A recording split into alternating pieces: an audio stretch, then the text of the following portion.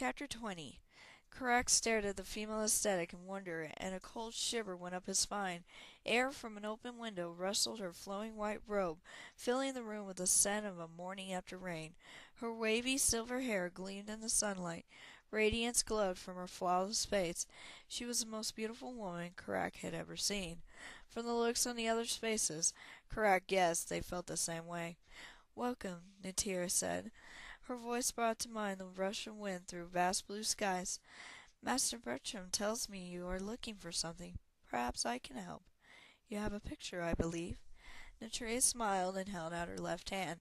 A bandage wrapped her right arm, and a sling held it in place by her side. Karak drew out his scroll case and eased the parchment with Sonara's drawing from inside. Before he could get it unrolled, Must throwed a folded and battered parchment into her hand. Karak gritted his teeth to suppress his annoyance. Katria unfolded it and laid it on the table, then took Karak's picture. She set it down beside the first. "You're all looking for the same thing, I take it." A stab of guilt went through Karak. Yes, because of him, they were. Natria looked at Mud for a moment, then shifted her gaze to Hera and Drakecutter. When her gaze fell on Eridan, her lips curled in amusement. Last of all, she rested her mercury-colored eyes on Karak. He winced as those eyes bored deep into his soul. They sifted through his mind, flowing like quicksilver to the dark places he shunned. He stumbled back and tried to break eye contact, but Natira wrapped a gentle hand around his arm. Her gaze pierced all the way to the darkest place of all, his earliest memory, a time of terror and pain, when he fought for his life against the demon that would have destroyed him. Karak could not stop the strangled cry of pain that burst from his lips. Natira released him and looked away. "I cannot help you," she whispered, then turned and fled from the room. As she passed the bookshelf beside the door, her robe brushed a stack of books, knocking one of them to the floor with a loud thump. Karak shuddered. Sweat covered him, and his hands shook. Frowning, Mud walked over and picked up the book the aesthetic had knocked to the floor. The ragged cover was rough against his fingers, and it smelled like dirt and sweat. A dark stain that looked suspiciously like blood marred the back. "That was odd," Drakecutter said, staring after the fleeing aesthetic. "She probably got a whiff of your bad breath." Harris shoved the dwarf away from her. "What? I don't have bad breath," Drakecutter grumbled. "Stop it," Mud said. "We have better things to do than argue. Look at all these books. It could take us days to find what we need." Beneath the stern words, Mud's heart raced with excitement. This smaller number of books he could handle, compared to the endless volumes he had counted in the main library. He took the odd book to the table and sat down. The cover was made from plain brown fabric. The title had been penned on the front in black ink, "Fighting on the Wrong Side."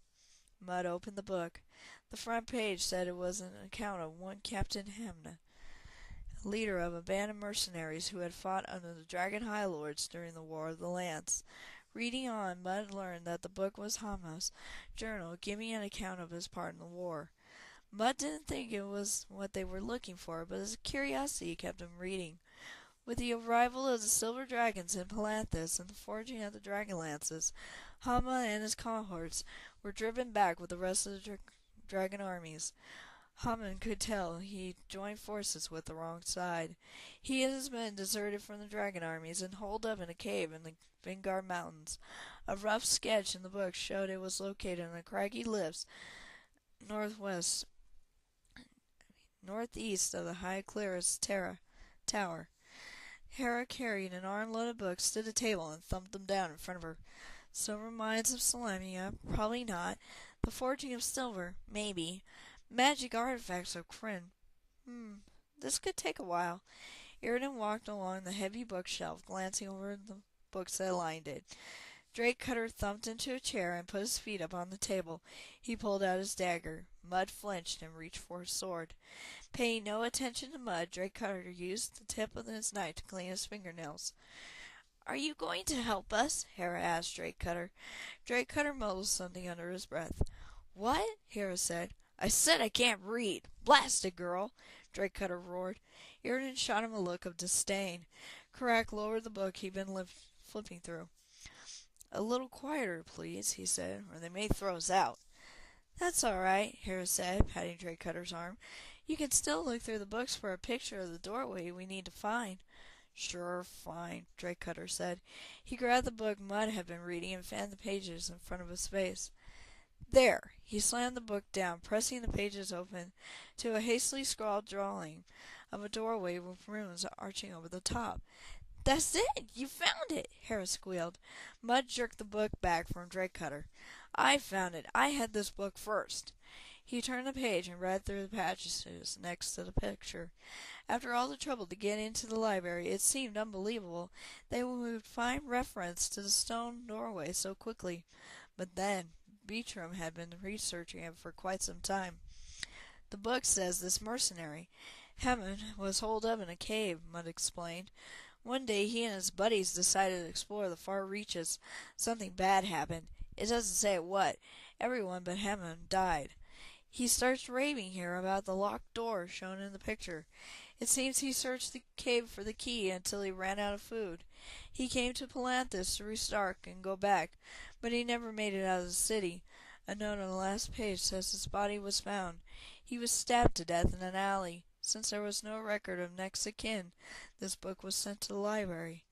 Irridan pushed his way to the table and ran his fingers along the runes scribbled on the picture. "The man has terrible handwriting, but the runes are the same. Only the true heart may pass. I wonder what it means."